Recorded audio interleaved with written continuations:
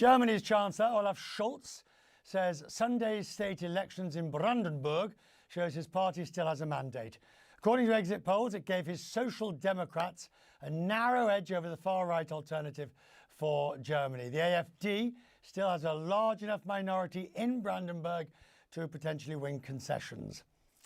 The Croatian Prime Minister Andrej Plenković knows all about working with politicians on the far right.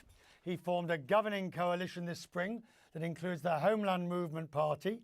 Croatia, of course, has remained a strong voice for the EU, and it benefits, of course, that its members receive. The Prime Minister of Croatia, Prime Minister, is with me now. Prime Minister, it is good to see you, sir. I am grateful.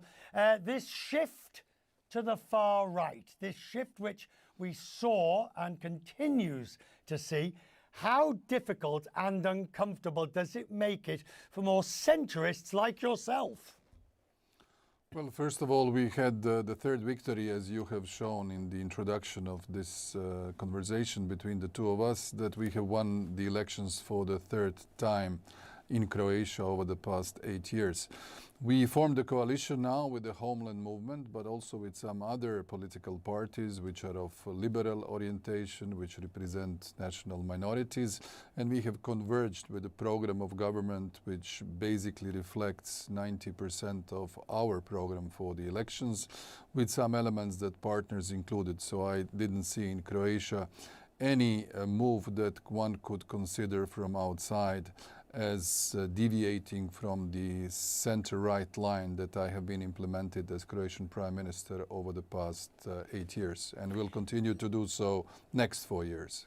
As you look at the way in which, I mean, you know, we can complain about far-right votes, etc., but the reality is if that's what Europeans are voting for, then they are telling us that something is wrong. What is that wrong? Well, in my view, there were several elements which caused the changing architecture of the political spectrum across Europe. Number one are the consequences of the migratory crisis that is now with us for 10 years. The illegal migration has altered not only the security of our citizens, but has impacted in many Western countries the way of life. So this is one of the major reasons. The second reason is, of course, not only the consequences of COVID in terms of economic and social crisis, but then, of course, Putin's brutal aggression against Ukraine for the last 2.5 years, causing the biggest energy crisis around the world and especially in Europe, and the rise of prices of energy. When you combine these three elements with migratory crisis, COVID crisis, change of our habits, and the energy crisis with inflationary pressures, I guess this is one of the major reasons why people decided to vote for some other political options rather than the mainstream. But if I look at the sort of the people at the top, I mean, there will be a change from Charles Michel, but President Ursula von der Leyen, and if we look at the general makeup, it is difficult to see how European policies can adjust to accommodate a far-right agenda, particularly when you have people like Viktor Orban, who are still being very difficult. Well, we are, after the European elections, in the process of the start of the new commission, the change from Charles Michel to Antonio Costa. All of these people who are within the new commission ranks come from the moderate parties, and also Orban was until yesterday basically part of the EPP.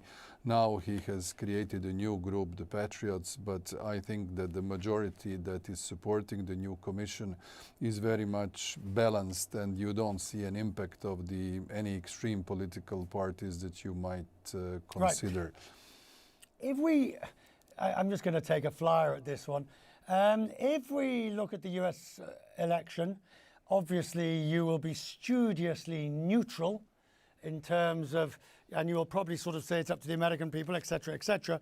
But can Europe accommodate a President Trump?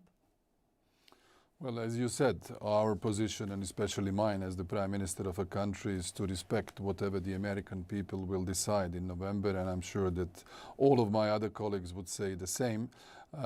We, of course, worked with President Trump and his administration for 4 years.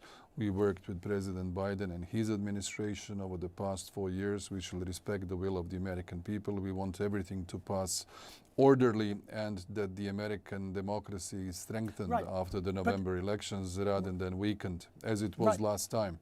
Right, but on that last point, sir, the New York Times had an article just last week about how European governments are questioning the strength, not just as the strength of America's democracy and its ability to withstand these current forces. Do you question America's ability to withstand these forces? Well, we are very closely observing what's going on in the United States. What we see here is a great polarization, very much of a conflicting scenario. But this is, I would say, also imminent in some other democratic countries. We have seen fragmentation, polarization recently across the board. This sometimes brings changes. Sometimes mainstream parties such as mine manage to remain in power for 3 consecutive mandates, which doesn't seem to be so easy. But let's say we've done our homework in terms of reforms and the GDP growth and the credit rating, which is now A- according to S&P and Fitch, and the prospects for Croatia as the youngest member state in terms of economic growth and catching up with those who were in the Union before looks rather positive, and I shall make sure that we continue fulfilling our obligations and create better conditions for Croats and the businesses, and especially for the investors, including the Americans, because I'll be seeing them tonight here in New York. And your country, of course, as you well know, sir, because you and I have visited there together. Excellent place, magnificent place for a holiday. Look forward next time. Please visit us again, Richard. Oh, I don't think I need much more of an invitation than that, Prime Minister. Thank you.